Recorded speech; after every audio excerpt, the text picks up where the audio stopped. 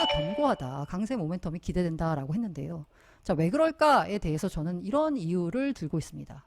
비트코인의 가치에 대해서요, 주류가 본격적으로 인정하기 시작했습니다.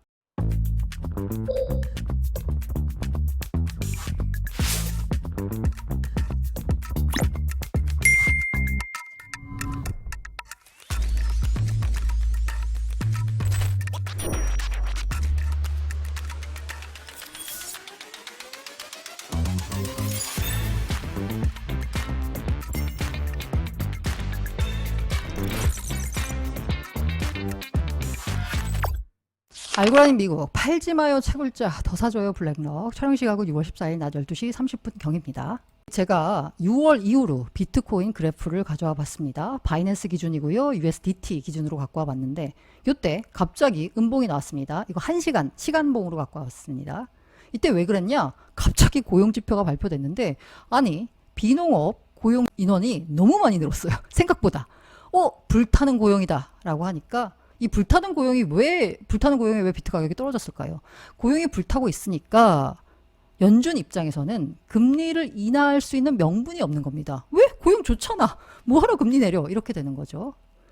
그러고 이제 한 떨어졌다가 지지부진하다가 흘러내렸습니다. 이때는 왜? FOMC 있고 CPI 발표했는데 딱히 모멘텀이 없는 것 같아. 그러면서 이렇게 흘러내렸습니다. 그러고 있다가 가격이 반등하는가 싶더니 긴 장대 양봉이 나왔습니다. 자, 이때 무슨 일이 있었냐? CPI가 예상치를 하회했네? 물가 이제 안정되는 거야? 괜찮네 라고 했는데 그 다음에 다시 떨어졌습니다. 왜? 이게 CPI가 좋게 나오면서 갑자기 시장이 반응하니까 파월 의장 입장에서는 시장을 좀 진정시켜야 돼요. 그래서 매파적인 발언을 하면서 다시 하락했고요. 별다른 모멘텀이 없다 보니까 지금 현재 지지부진한 모습을 보이고 있습니다. 자, 그렇다면 이걸 상승으로 돌려줄 강한 모멘텀을 보자면 무엇보다도 ETF에 돈이 들어와야 될 텐데요. 그런데 이번 주는 별로 좋지 않습니다. 월요일에도 마이너스, 화요일에는요 무려 2억 달러 넘게 순유출이 일어났고요. 다행히 수요일에는 순유입이 있었는데 지금 현재 블랙락이 집계가 안 된 상황에서 2억 약 5천만 달러의 순유출이 발생했습니다. 해당 자료는 파사이드 인베스터스에서 갖고 와봤고요. 흐름으로 봤을 때 블랙락 ETF에 그렇게 많은 자금이 들어올 것 같지 않기 때문에 아마 13일 목요일은 2억 달러 넘는 순유출로 마감될 것 같습니다. 자, 그런데요 11일 날, 요 화요일 날에요, 거래량이 최대였대요. 5월 15일 이후 최대 수준이었다라고 하는데, 거래량이 최대인데 왜 순유출이 났을까? 뭐지? 근데 왜 거래량은 또 최대야? 여러 가지 의문이 듭니다. 이에 대해서요, 글래스노드 데이터를 이용해서 크립토 브리핑이 설명을 했는데요. 보니까 이 트레이더들이 현물 비트코인 ETF를 매수한 다음에 CME에 가서 비트코인 숏을 친다는 거예요. 그러니까 아비트라지 전략을 통해서 트레이더들이 먹고 있다는 거죠.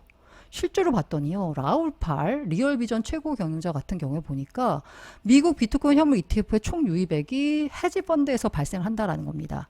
헤지펀드 가운데서는요, 물론 롱 전략으로 해서 비트코인 ETF에 투자하는 헤지펀드도 있겠지만, 이 상당히 많은 헤지펀드가 이 롱숏 전략을 활용해서 현물 ETF 롱, 그 다음에 CME 숏 을 해서 이른바 이제 차익 거래를 해서 안정적인 수익을 얻는다라는 거죠. 이 헤지펀드들이. 그러니까 ETF로 들어오는 자금 유입이 순수하게 자금 유입이 되는 게 아니라 ETF로 들어오는 것만큼 CME에서는 숏으로 가격에는 긍정적인 영향을 미치지 못한다라는 해석도 나오고 있습니다.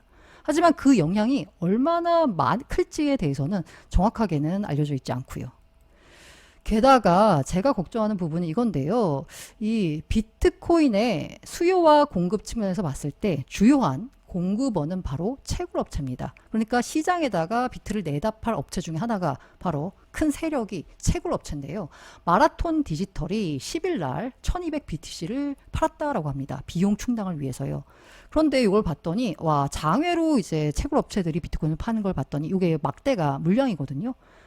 굉장히 크게 나왔죠. 3월 말 이후 최대 규모다라고 합니다. 그러면서 주기영 크립토컨트 대표는요, 비트코인 해시레이트가 18개일 연속 상승세가 꺾였다라고 하면서요, 이건 바로 채굴자의 매도 시그널이다라고 합니다. 채굴자의 매도 시그널이 나왔다라고 하면 사실 조심해야 될 국면은 맞습니다.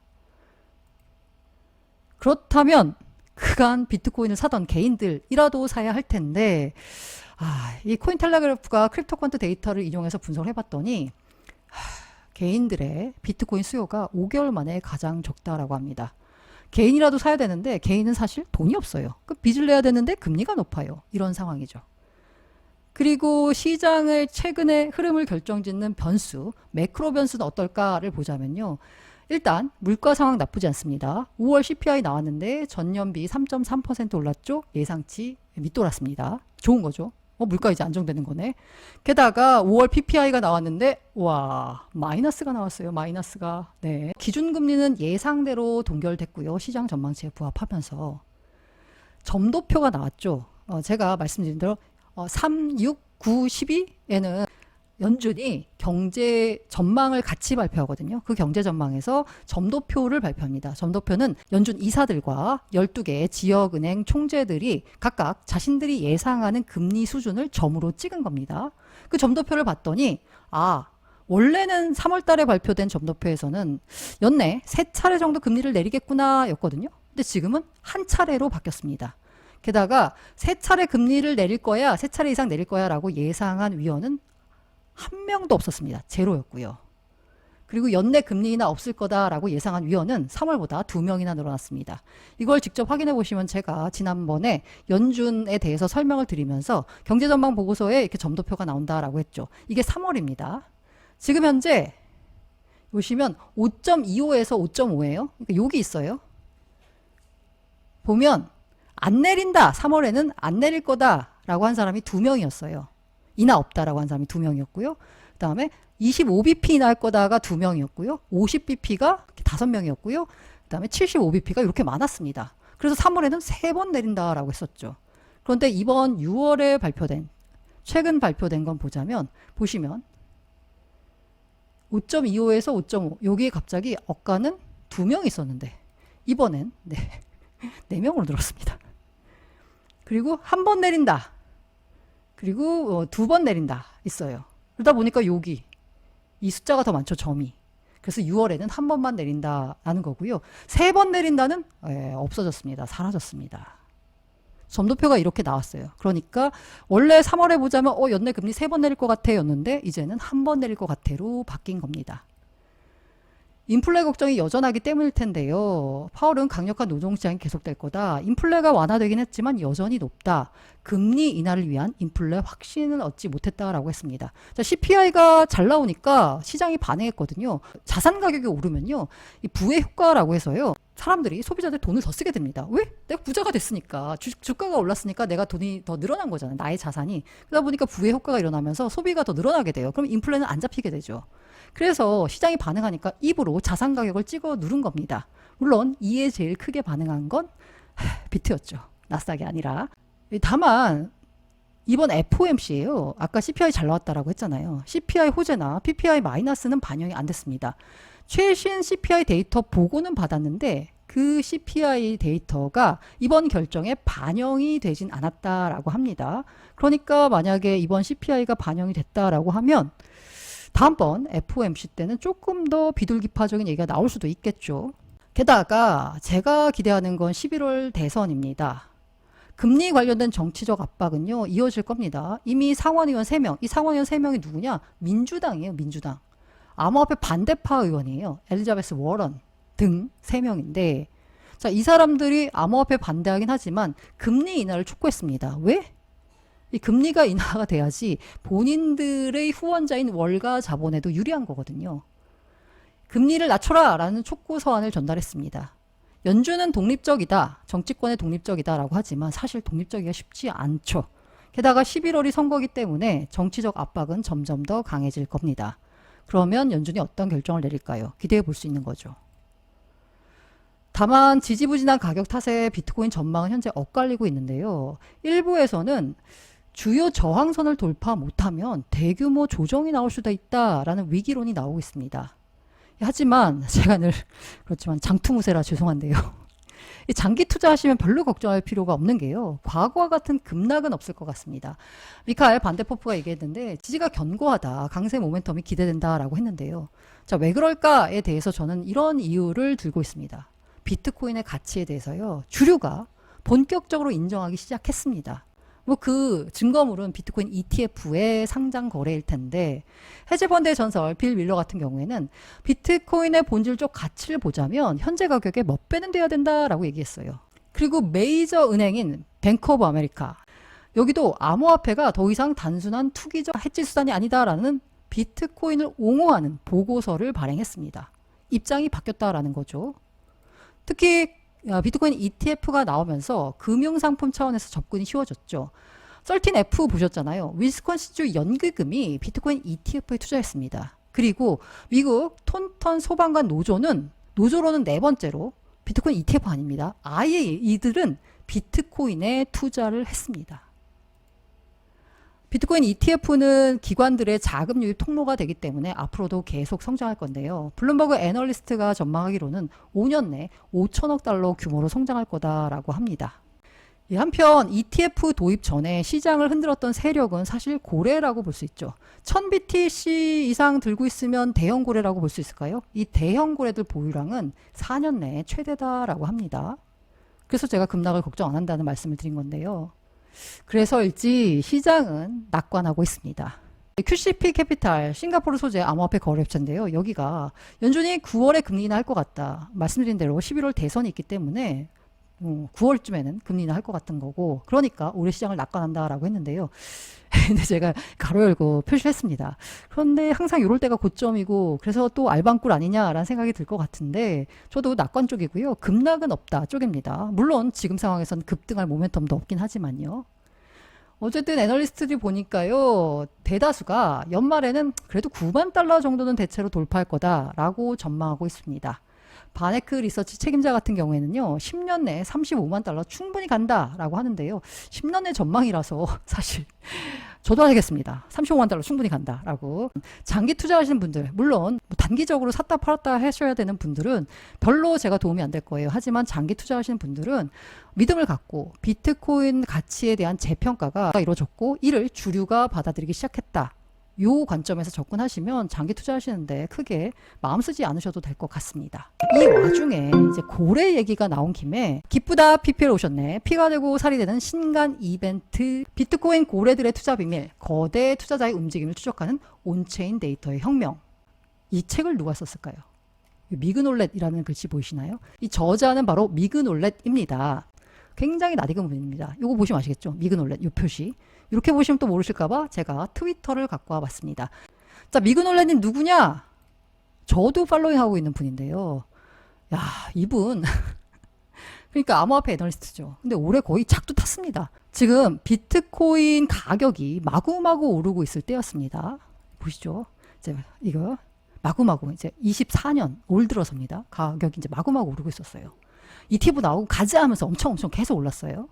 그리고 나서 3월 13일 부근에서 73,770달러를 찍고 바이낸스 기준입니다. 그 다음에 약간 조정을 거치고 있는 상황입니다. 어쨌든 정확히 고점이 3월 13일 부근이었습니다. 그런데 이분이 계속 이제 분석글을 올리다가 3월 12일 날 올린 글이 뭐냐면요. ETF 자금만 생각하고 시장을 너무 낙관적으로 본다면 큰 손실을 볼 수 있습니다.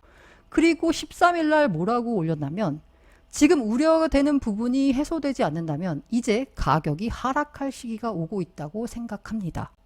그리고 14일 날 이번 대상승 사이클 두 번째 수익 실현을 여기서 진행하겠습니다 하면서 본인의 매도 포지션을 밝혔습니다.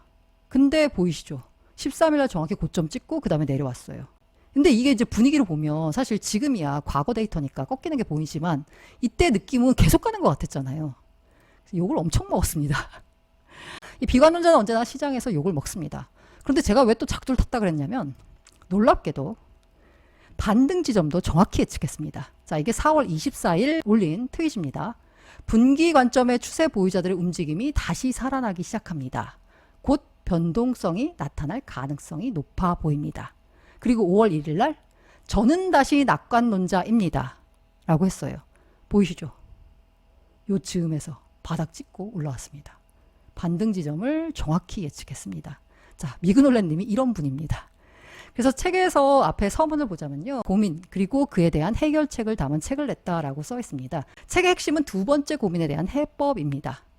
두 번째는 어떻게 하면 고래들의 생각을 알 수 있을까? 차트를 만드는 고래들의 생각을 안다면 속임수와 변수에 모두 대응할 수 있지 않을까 생각했다.